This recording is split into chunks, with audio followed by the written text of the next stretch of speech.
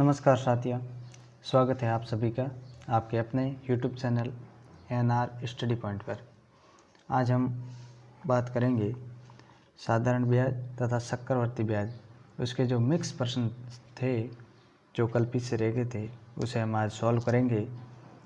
तो मिक्स प्रश्न और एक अकेला चक्रवर्ती ब्याज, वो दोनों क्वेश्चन आज अपन देखेंगे। तो शुरू करते हैं।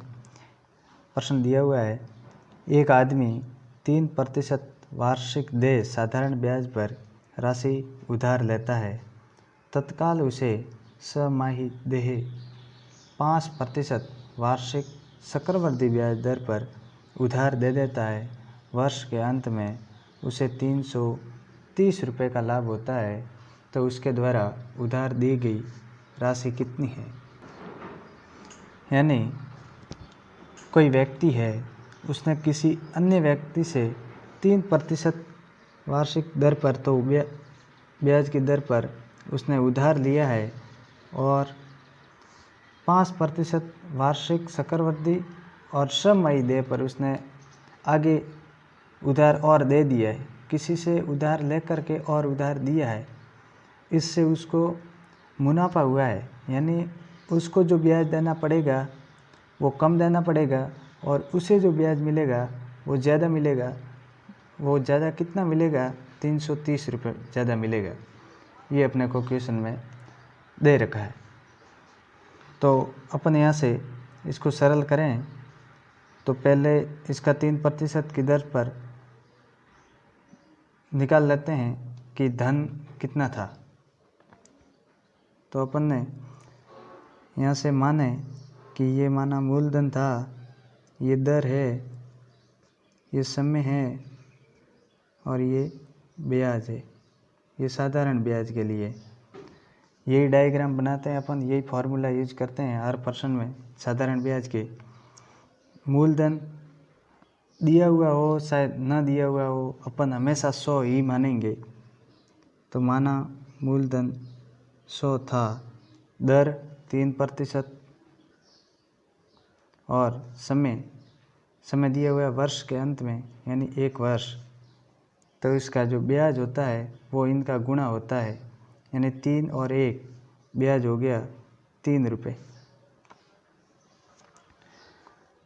यानी उसको जो ब्याज अदा करना है वो 3 रुपये अदा करना है, अगर उसके पास 4 रुपये है तो। और अगर हम चक्रवर्ती ब्याज का जो डायग्राम बनाएं तो वो डायग्राम अगर यहाँ पे मूलधन है और अपने को 1 वर्ष का दिया हुआ है, 1 वर्ष का दिया हुआ है लेकिन छमाही दे रखा है। तो जैसे ही अर्धवार्षिक देय हो जाता है या छमाही हो जाता है तो अपन जानते हैं कि दर 5% वार्षिक है, वर्ष की 5% लग दी है, तो 6 माह की कितनी लगेगी? आधी हो जाएगी और समय दुगुना हो जाएगा।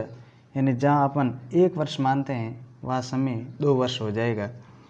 तो हमेशा ये ध्यान रखा जाता है कि छमाही होते ही दर समय वर्ष का जितना हुआ उतनी दर कम हो जाएगी और उसी गुणा में जो समय है वो बढ़ जाएगा।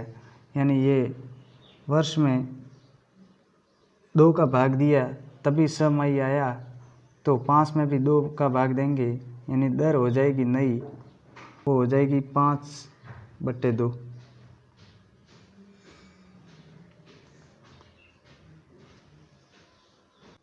तो अपनी जो नई दर है वो 5/2% आ जाएगी और समय 2 वर्ष हो जाएगा।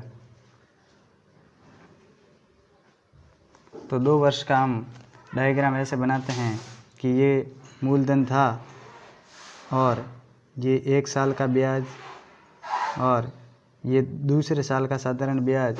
और चक्रवर्ती का मतलब ही ये होता है कि जो पहले वर्ष में जितना ब्याज लगा उस राशि पर भी ब्याज लगेगा। यानी पहले वर्ष में ये राशि है, ये ब्याज के रूप में प्राप्त हुई, तो इसी पर भी ब्याज लगेगा और उसी रेट से लगेगा, यानी इस पर और ब्याज लगेगा दूसरे साल। अब इनका योग होगा वो चक्रवर्ती ब्याज होगा। यहाँ अपने को दी हुई है कि दर 5/2% है।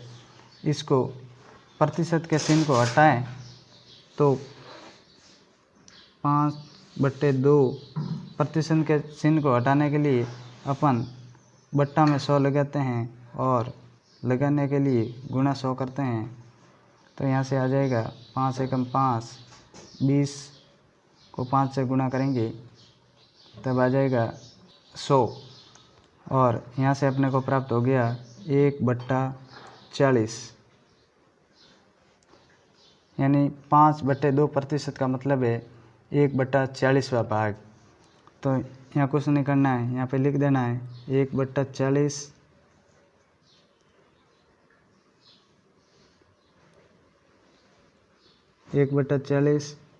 और 1/40 और यहाँ पे मान लेना है, माना यहाँ पे ब्याज था वो 1 रुपये था, तो यहाँ पे कितना होगा, किस में अपन 40 का भाग दें कि 1 आए, तो 40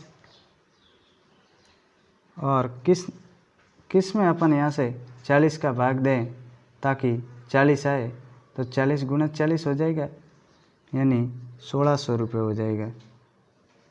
यानी यहाँ एक तरह से आ गया कि जो मूलधन था वो 1600 रुपये था, तो ब्याज कितना होगा, अगर मूलधन 1600 है तो ब्याज यहाँ से आ गया 40 ये 25 और 1 81, ब्याज आ गया 81 रुपये चक्रवर्ती ब्याज। और यहाँ तो मूलधन 100 ही है, अगर ये 100 की जगह 1600 है तो ब्याज कितना होगा, अगर ये 1600 है, मूलधन 3 गुना हुआ है, 16 गुना हुआ है, तो ये ब्याज भी 16 गुना ही हो जाएगा।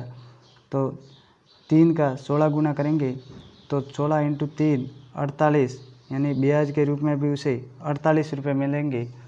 और ये साधारण ब्याज है और ये चक्रवर्ती ब्याज है।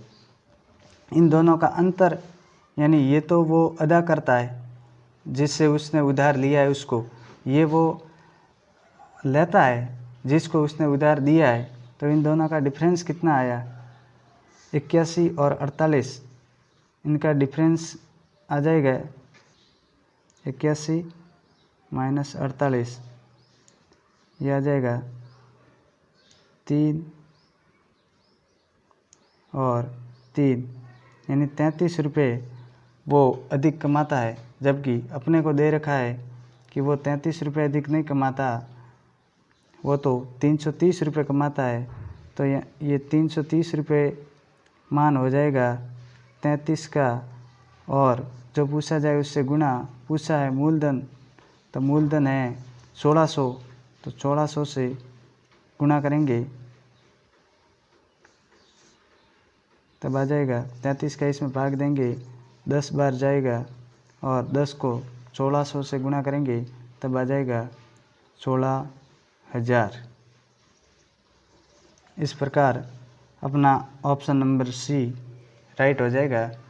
इसी प्रकार दूसरा प्रश्न है अपने पास कि यदि 12.1/2% प्रति वर्ष दर से 2 वर्ष का चक्रवर्ती ब्याज 510 रुपये, तो इसी राशि पर उसी दर से उसी समय के लिए साधारण ब्याज कितना होगा। ये तो और भी सरल है, ये कोई मूलधन है और ये पहले वर्ष का ब्याज, ये दूसरे वर्ष का ब्याज, और चक्रवर्ती है तो पहले वर्ष के ब्याज पर भी ब्याज लगेगा, वो हो जाएगा ये। अब दर अपने को दे रखी है, दर को भिन्न में बदलना है। दर दे रखी है 12.1/2%, यानी 25/2, और प्रतिशत को हटाने के लिए भाग देंगे 100 से।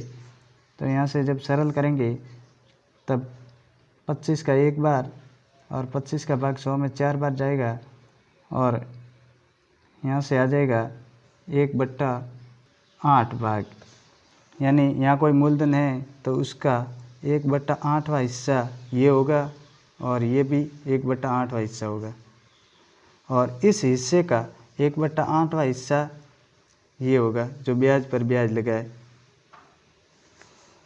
अब यहाँ माना कि 1 है तो यहाँ कितना होगा 8, और यहाँ कितना हो गए 67, क्योंकि 67 में 8 का भाग देंगे तभी 8 आएगा, और 64 में 8 का भाग देंगे तभी 8 आएगा, और 8 में 8 का भाग देंगे तभी 1 आएगा, और जो यहाँ है वो यहाँ 8 यहाँ हो जाएगा।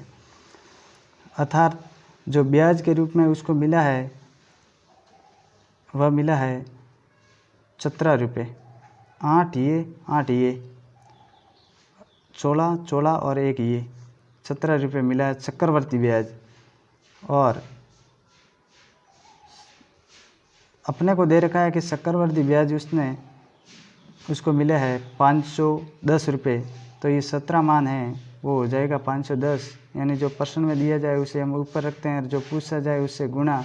अपने को पूछा है कि साधारण ब्याज कितना होगा, तभी अगर ये साधारण ब्याज लेता तब ये ब्याज पर जो ब्याज है वो नहीं लेता, मूलधन पर तो ब्याज साधारण ब्याज में भी लगता है, तो साधारण ब्याज हो जाता 8 पहले वर्ष में और 8 ही दूसरे वर्ष में, साधारण ब्याज हो जाता 16, तो हम 16 से करेंगे गुणा। यहाँ से इसको सरल करें तो 17 एकम 17 और 17 तिया 51, यानी 30 आ जाएगा, और 30 को 16 से गुणा करें तब आ जाएगा 480 रुपये।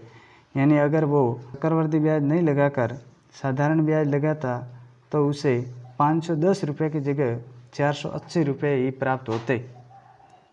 इस प्रकार वीडियो 2016 के जो साधारण ब्याज और चक्रवर्ती ब्याज और दोनों के जो मिक्स प्रश्न टोटल मिला के 3 आए थे, उसे हमने 2 वीडियो में सरल कर लिए हैं।